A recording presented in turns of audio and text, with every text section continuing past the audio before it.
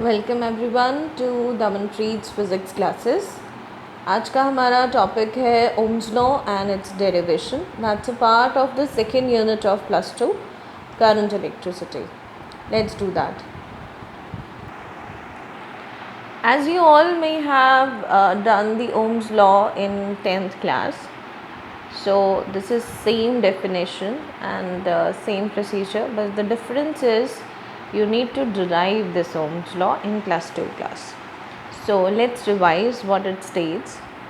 It states that whenever a potential difference V is applied across the two ends of the conductor, there is a current which flows across it. So Ohm's law says if V increases this potential difference, what happens? If V increases, the negativity of the negative terminal and the positivity of the positive terminal will increase. Therefore, the force exerted on the electrons from the negative side and attractive force on them from the positive side, that will increase. So when it increases, so therefore there will be more number of electrons per unit time which will cross any cross section.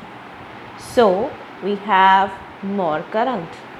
So it states that as potential difference across the conductor increases, the current increases, and as it decreases, the current also decreases. That is, V is equal to R times I.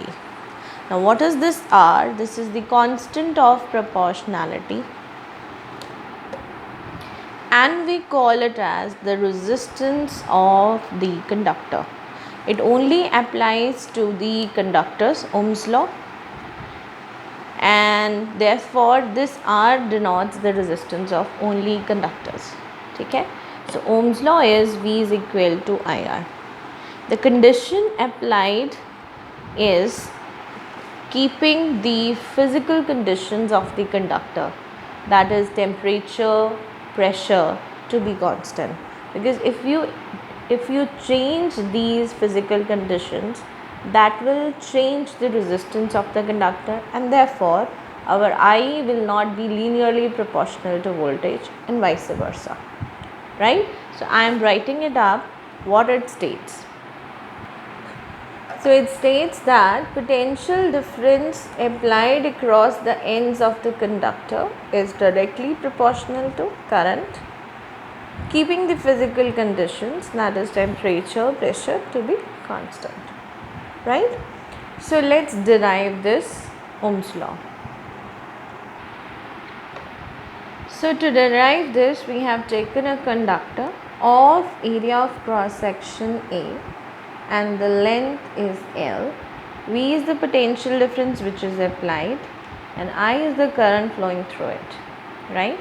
So the variables that I am using is Vd, which denotes direct velocity, N is number density of electrons, number of electrons per unit volume. एक unit volume 1 metre cube में कितने मेरे पास number of electrons freely available है, that is n. A is area of cross section, I is current, m is the mass of the electron and tau is the relaxation time. ठीक है, relaxation time is simply the time between two successive collisions, right? So using this formula, I is equal to NEAVT.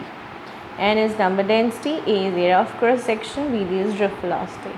So as we know, the drift velocity of electrons is EE by m into tau. E is the electric field. We have put the formula, right? So I have kept E as separate and the rest all as a separate, right? Now E is equal to voltage upon the distance. How do we get that? As we have done in the electrostatics, that E is equal to minus dV by dr. dV is a potential difference, dr is the distance upon which it is applied. So if I take the magnitude of E, this value becomes positive, and if I apply this over my conductor, so V is the potential difference and L is the length over which it is applied. So E becomes equal to V by L. I have used this V by L. Now keeping rest of the things as separate and V as separate. Now for a particular conductor whose length and A is constant, these value always remain constant. So I got I is proportional to V. These all constant things I have kept into the proportionality.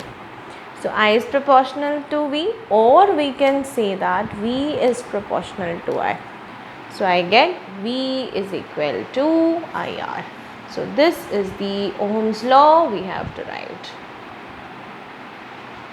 Right? This is all I have in this video. Any doubts, any question, you can write back to my comment box.